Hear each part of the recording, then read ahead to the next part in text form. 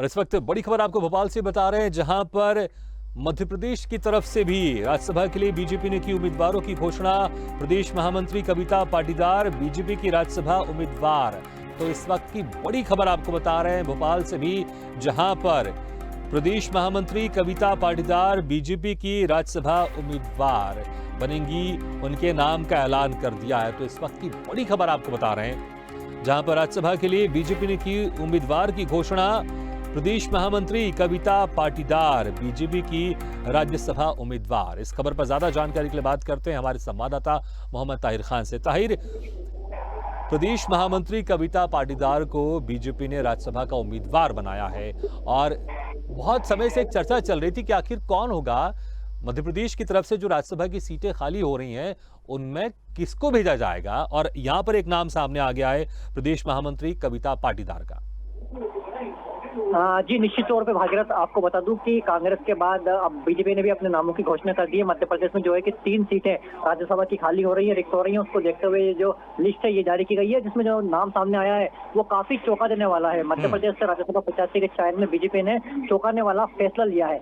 BJP ने OBC वर्ग की कविता पाटीदार को प्रत्याशी बनाया है। जो कविता पाटीदार है वो बीजेपी के प्रदेश महामंत्री हैं और ओबीसी वर्ग से आती हैं।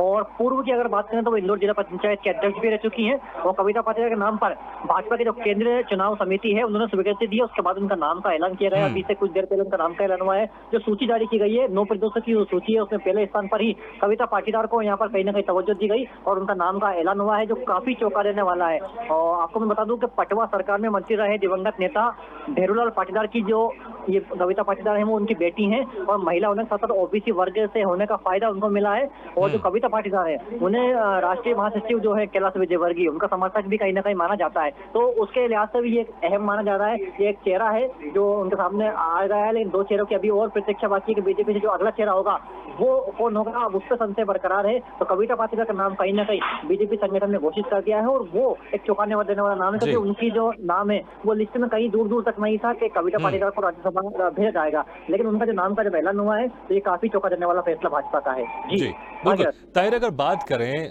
और कौन कौन थे जो कि लिस्ट में शामिल थे, हालांकि अभी आपने कहा अभी कुछ और नाम घोषित होने बाकी हैं, लेकिन कौन कौन थे अब जिनका कविता पाटीदार के नाम का ऐलान होने के बाद उनका पत्ता कट सकता है?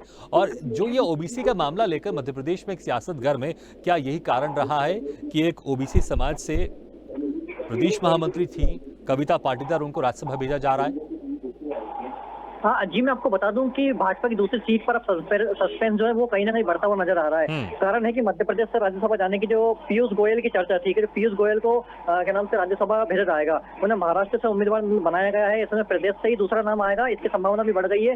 माना जा रहा है कि जो भाजपा दूसरा चेहरे के लिए किसी आदिवासी कैंडिडेट को चुन सकती है। बीजेपी ने उत्तर प्रदेश के अलावा कर्नाटक, महाराष्ट्र और राजस्थान, उत्तर प्रदेश, बिहार और हरियाणा के राज्य उम्मीदवार की जो भी सूची है वो भी जारी की है। तो जो दूसरा नाम है वो कहीं ना कहीं अब लग रहा है कि वो आदिवासी कैंडिडेट हो सकता है, क्योंकि मध्य प्रदेश में 2023 में चुनाव होना है। तो ये चुनाव काफी अहम है बीजेपी के लिए। जब 2018 में चुनाव हुए थे उस समय कहीं ना कहीं भाजपा को आदिवासी जो क्षेत्र है, आदिवासी जो बहुल्य क्षेत्र है, वहां पे सीटों का नुकसान हुआ था। तो इनको मुख्यमंत्री शिवराज सिंह चौहान और भाजपा का जो केंद्रीय नेतृत्व है वो अच्छे से समझता है और उसी को देखते हुए ये निर्णय भाजपा ले सकती है कि राज्यसभा से जो दूसरा नाम है वो कहीं ना कहीं आदिवासी कैंडिडेट हो। जी बिल्कुल मोहम्मद ताहिर, बहुत बहुत शुक्रिया इस तमाम जानकारी के लिए।